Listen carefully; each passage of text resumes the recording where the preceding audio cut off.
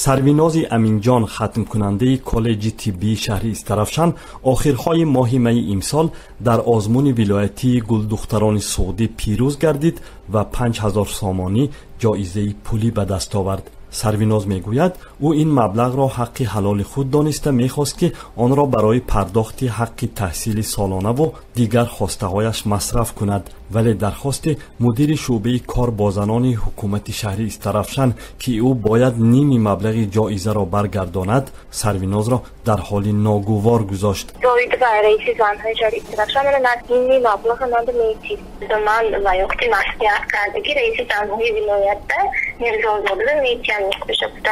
بعداً خانم زائیدова دلیل‌های نو پیش آورده گفته است که اقلاً بیش از 1000 سامانیه را که برای اشتراک سرویناز امینجان در آزمون مصرف کرده است او برگرداند. پشتی همین 1000 سامانی شده حکومت آپریش بسیاری حساب میشه بعد حقیقت یک روز برای آدم فرمت چی میگه حکومت نخواد که برای 1000 درصدی که آدم غالب شده احتیاج باشه.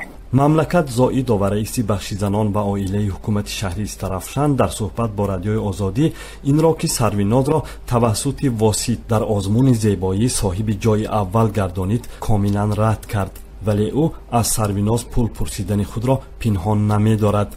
خانم زائیدова میگوید او تنها از پول جایزه پوشانیدن خراجات اشتراکش در آزمون را درخواست کرده بود. اما اصلا چه که باید فهمید اصلا باید توشته بسته تو من مبلغش میدم. این همه رفت و اومد و یکی مرتبی نویسته موندگی 1400 به نمیره. خانم زائیدова افسود ولی بعد آن که غالب آزمون گلدختران سعودی به او جواب رد داد دامن او را رها کرد و دیگر با او سر و کار ندارد. ولی سرویناز امینجان میگوید لباسها برای اشتراک در آزمون را از دوزندگان به عاریت گرفته بودند و بعد چند روز هم برگردانیده بودند. همچنین به قول او آتش بحث پول جایزه تا روزهای آخر خاموش نشده.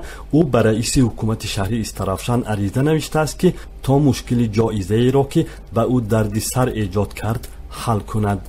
در همین حال نگاره حیدرزاده معاون رئیس شهر استرافشان بحث بین برنده آزمون زیبایی و مقامات را همدیگر نافهمی بین آنها مینامد. او در صحبت با رادیوی آزادی روز 7 ایول گفت من شب همون معلمات که باز گفتگو داشتم بیاناتشان گرفتم این مسئله با هم گفتم آینده این وظیفه با کار کردن نکردن تا میبینیم خود که تا همین درجه رواد و دختر که همون زمان فهمونده بودیم این حق و حلال نصیب خدا به یگان کس نمیتی گفته. خانم حیدرزاده افزود که خراجات آماده کردن لباس ها و آرایش دسترخوان اشتراک کنندگان آزمون گلدختران سعودی نه از کیسه منصبداران یا خود شرکتگران بلکه از خزینه حکومت پرداخته شده است.